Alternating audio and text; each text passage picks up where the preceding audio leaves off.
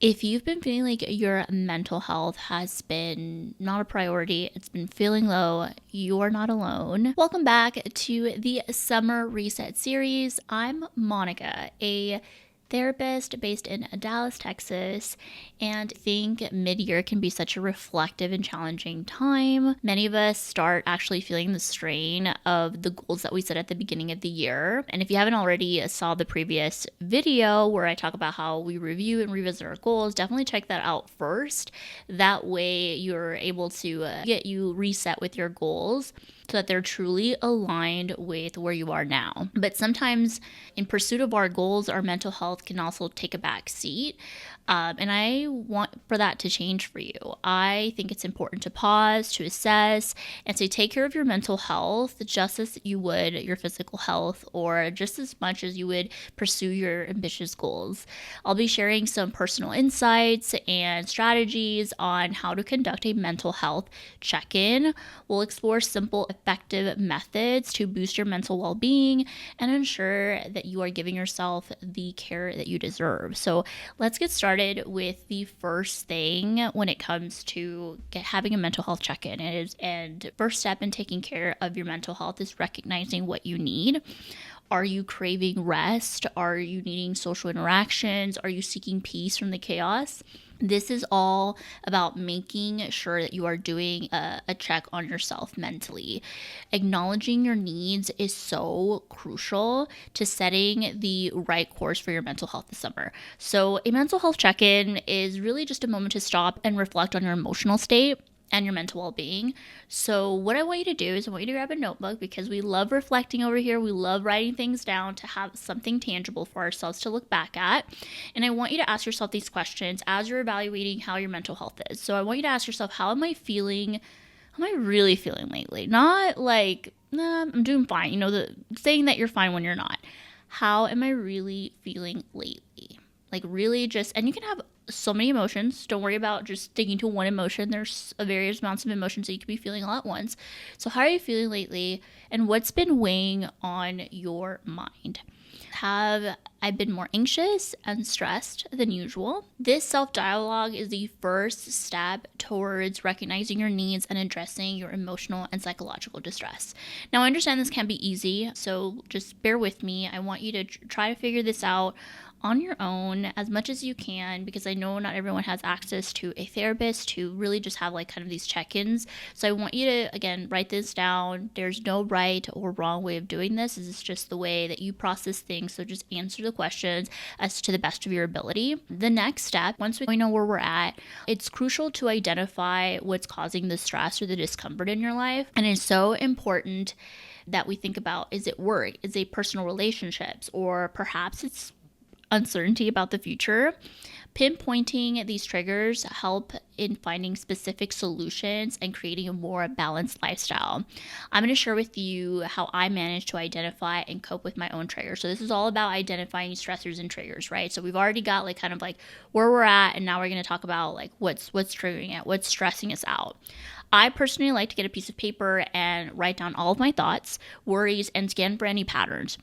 If you haven't tried journaling, I think it's a very helpful practice to do continuously to identify patterns of thought that can be related to unresolved things in your life. Not everything will necessarily have an easy solution. Not everything will actually have an action tied towards it. And that's totally okay. This is about really just seeing the patterns. And if you're not working with a therapist and you're not, they're not helping you, you don't have this other person helping you kind of find those patterns, I think engaging in journaling can be such a helpful way to start making these patterns. But if you're just starting off, that's okay. Just grab a piece of paper and writing down thoughts and patterns that have been popping up in your head. You could take a week to do this so that you have the ability to really just see and notice those patterns. I really love for clients to look at the data, look at your thoughts and stuff as data to figure out your mind, your brain, like what it's thinking about, things like that. And it does take time to kind of accumulate that data, right? Not every day we're feeling that same way. As a woman, not every day are we feeling the same way in our cycle. And so it's so important that we figure out those kind of thought patterns or feelings that are popping up a lot in relations to maybe specific people, events, things like that. I also love this other exercise that you could use when it comes to like kind of identifying, why you're feeling the way you are. I got this exercise from another YouTuber. Her name is Michelle B, I think, on YouTube. She shared this a long time ago in one of her resets. And basically, it's kind of an anti-visioning exercise. What that means is instead of envisioning like what makes you happy, I'm going to ask you to do the opposite. Like, it's probably easier right now if you're feeling low to pinpoint what doesn't make you happy.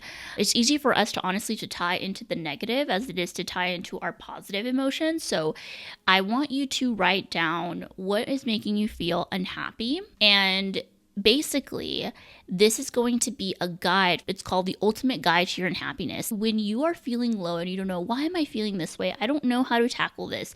I don't know why I'm feeling this way, right? This ultimate guide is kind of your guide towards realizing what the things that you're doing or not doing that are making you unhappy. So I'll give you an example of mine. Here's an example of what I wrote down when it comes to what makes me unhappy. If I know that I'm doing any of these things or not doing some of these things, then I know that it's a recipe for my mental health to be a lot lower than I would like for it to be. An example for me, it's what currently makes me unhappy in this season. It's easy for me to check this list and see what I'm not doing.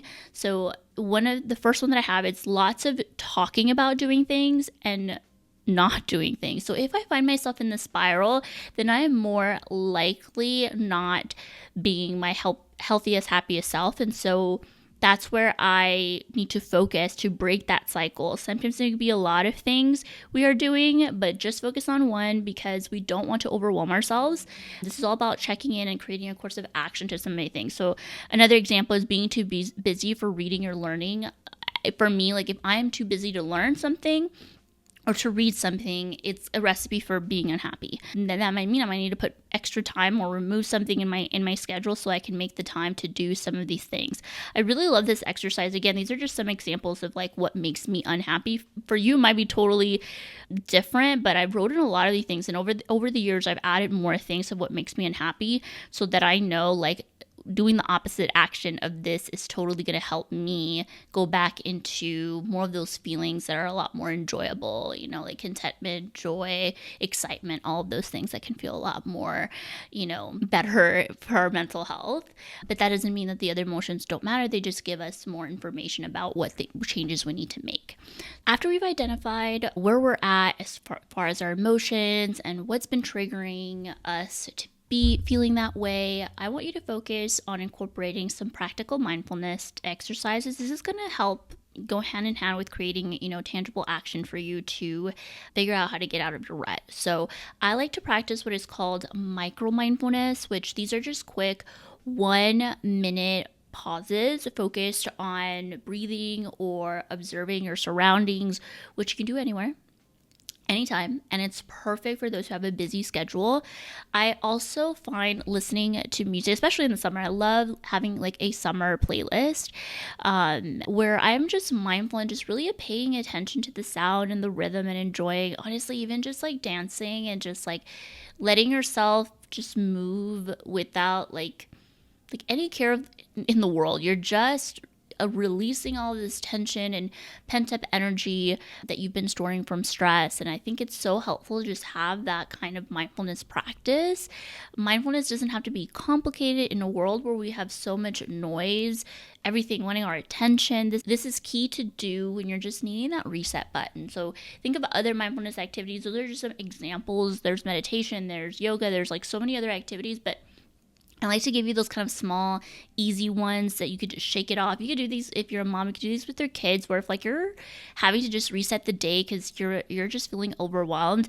you can set a kind of pause for everybody, like, okay guys, let's shake it off. And maybe we put that that song, like Taylor Swift's Shake It Off, and you just shake off the energy of what you're feeling that day. It's a great reset and mindfulness practice. So that's just an example on how you can also bring others into your practice to make it a lot easier and less stressful for you to have to figure out how to like have your own time, right? Especially in the summer when your kids are back from school, or maybe you're taking a break. If you're in college, you're taking a break from the semester, like whatever it is, and you're back home and you're back in your hometown. And like, again, like sometimes we can come back to like triggering environments. And so sometimes just having those little practices can be a good way to check on ourselves and kind of reset ourselves. Another thing, if you find yourself without a self-care routine in this season, maybe that's part of the reason why you're feeling unhappy or you're not feeling like your mental health is doing well, is building a self-care routine. And that is so essential. I know you've probably heard often to create a self-care routine, but I don't think that people talk about this part of self-care, which is it doesn't have to be elaborate, and it's about more of the consistency of how you take care of yourself and your needs. So whether that's journaling, yoga, or simply reading a book, finding ways that relaxes you is so important, and making it a regular part of your life. Don't just see what other people do for self-care. Using what we wrote down on our mental health check-in, and provide yourself what you need. If sleeping has been hard for you, like you're not getting enough sleep, and maybe that's the focus of your self-care routine in this season, and that's what you're nourishing, getting to bed on time. Maybe that means putting your phone away at the end of the night so that it's not easily accessible while you're trying to go to sleep, or taking a warm bath, or getting soft pajamas, or making a Sleepy Girl mocktail, or drinking chamomile tea. I want you to build a self-care routine based on your needs on this season, not on what's aesthetic, but realistic for you.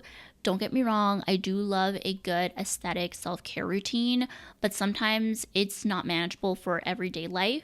We won't always have, especially if you're like a parent or you have a project or you're a student, like sometimes we don't have pockets of time where we can do just like throughout the day just self-care things. And so creating little pockets of time, pockets of peace that we could incorporate over the summer, again, especially when maybe we're back in triggering environments like back home, things like that. Like it could feel hard to find ways to meet our needs. So I want you to focus on, what do I really need at this time? Do I really need to be more out of the house and, be going on walks, right? Because I'm just stuck at home all day and that's making me unhappy. So try and find yourself. Don't wait for motivation to help you get to a place where you now go and take a walk outside. Do it, even if it's just for 5 minutes. I always love to share the 5-minute rule. Do something for 5 minutes. After 5 minutes you don't feel like doing it, that's fine. You can quit. But at least you got 5 minutes in of whatever it is that you wanted to get done, or whatever it is that you think could be helpful for you. So keep that in mind. Like, it has to be realistic and manageable for you, and really based on your needs. Self-care is based on what you need to replenish back your mindset, right? Like your mental health. Everyone has mental health. It's important to meet our needs in order for us to have successful, good mental health. So all is to say too, if you're still finding yourself maybe with little motivation or determination, like I said, you don't necessarily need motivation, but don't have what it takes to figure it out on your own, and that's totally okay. There's been times in my life where I've had to seek out professional help because I didn't have the tools, or I didn't have access to the tools that I needed, or awareness of what was going on in my mind. Like I was so deep in the negative thoughts that I couldn't really figure out myself, and that's when I needed help, and so it's important that you may seek out some professional help. There's actually no shame in seeking support from a therapist or a counselor. Mental health is crucial, and getting help is a sign of strength and self-awareness. I have a whole video on how to find the right therapist where I show you all the steps on how to research and figure out the one that's right for you without wasting your time. So I encourage you to check that out. I hope that you enjoyed this video. Consider subscribing to the channel so that you can watch the rest of the series. We're going to be talking all about everything that it comes to resetting for the summer, from finances, from lifestyle changes, from goals resetting. There's so many topics, and I'm just like kind of clustering all together so that you can have all this information and resource to have the best summer ever. So I hope that you stay tuned for the series, and I will see you in my next video.